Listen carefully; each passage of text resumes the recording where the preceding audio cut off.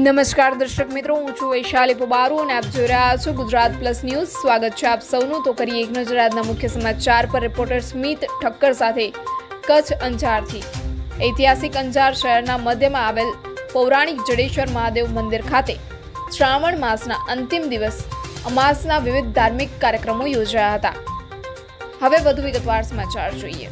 આ મંદિરની ખાસિયત એ છે કે અહીં દર્શન કરવા આવતા દર્શનાર્થીઓ વતી મંદિરના પૂજારી દ્વારા શિવલિંગ પર જળાભિષેક કરવામાં આવે છે અને દરેક દર્શનાર્થીઓને ગુલાબના ફૂલ અને બીલીપત્રનું નમન આપવામાં આવે છે।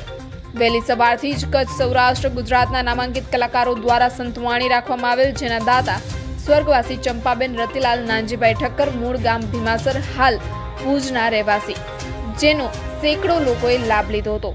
સાંજે શિવલિંગને વિવિધ પ્રકારના ફૂલોથી શણગારવામાં આવેલ। ત્યારબાદ ખોડિયાર મહિલા સત્સંગ મંડળ દ્વારા સત્સંગ કાર્યક્રમ યોજવામાં આવેલ હતો। રાત્રે ધવલગીરી ગોસ્વામી ઓર્કેસ્ટ્રા ગ્રુપ દ્વારા સંગીતમય મહાઆરતી તથા ગોંડલના પ્રખ્યાત આંતરરાષ્ટ્રીય શિવ નૃત્યકાર ભાવેશગીરી ગોસ્વામી દ્વારા શિવતાંડવ કાર્યક્રમનું આયોજન કરવામાં આવ્યું હતું।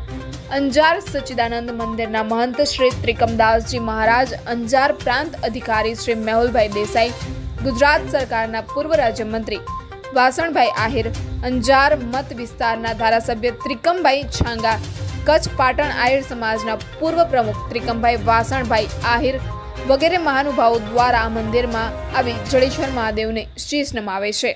આ કાર્યક્રમ મંદિરના પૂજારી રમણીકગીરી માધવગીરી ગોસ્વામીના માર્ગદર્શન હેઠળ યોજવામાં આવેલ। સમગ્ર કાર્યક્રમને સફળ બનાવવા જડેશ્વર મહાદેવ મહોત્સવ સમિતિના સભ્ય બલરામભાઈ જેઠવા, વિજયભાઈ રાવલ, વિનોદભાઈ ખોડિયાર, બળદેવપુરી એક ગોસ્વામી, વસંતભાઈ ઠાકર, ઈશ્વરપુરી પી ગોસ્વામી, ભગવાનપુરી ગોસ્વામી, રાકેશભાઈ દવે, ભૂપેન્દ્રભાઈ પંડ્યા, રતિલાલભાઈ નાનજીભાઈ ઠક્કર, હરીશભાઈ વેગડ, અરજણભાઈ આહિર સહિતનાઓએ ભારે જહેમત ઉઠાવી હતી।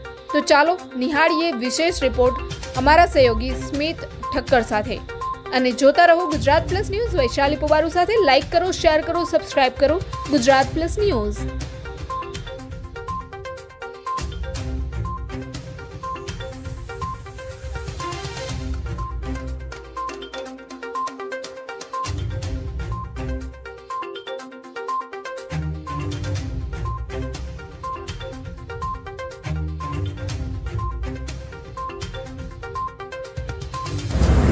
નમસ્કાર દર્શક મિત્રો, હું છું એન્કર સ્મિત। આપ સૌનું સ્વાગત કરું છું ગુજરાત પ્લસ ન્યૂઝમાં। અંજાર એક ઐતિહાસિક શહેર।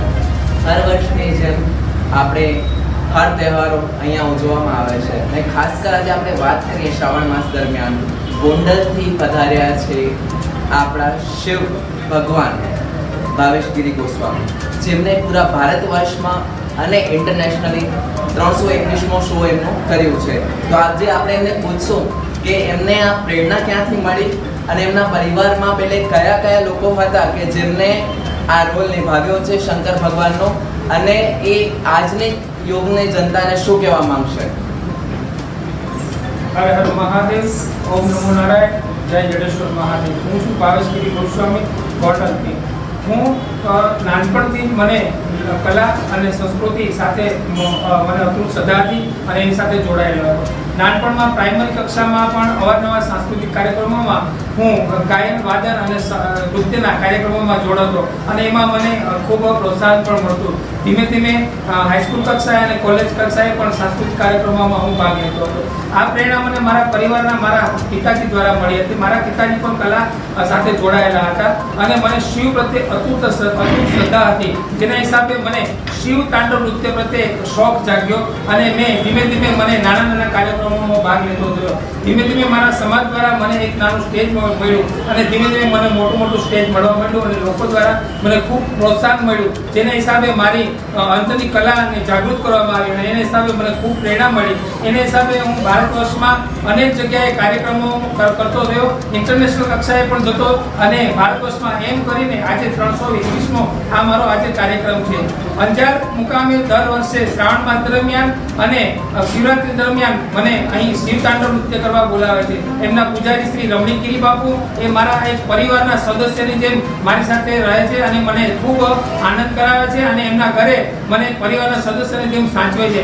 અહીંનો જડેશ્વર મહાદેવનો જે મંડળ છે એ પણ એ લોકો પણ મને ખૂબ સારી રીતે પોતાના પરિવારના સદસ્યો, હું અંજારનો રહેવાસી હોય એવો મને અહેસાસ થાય છે.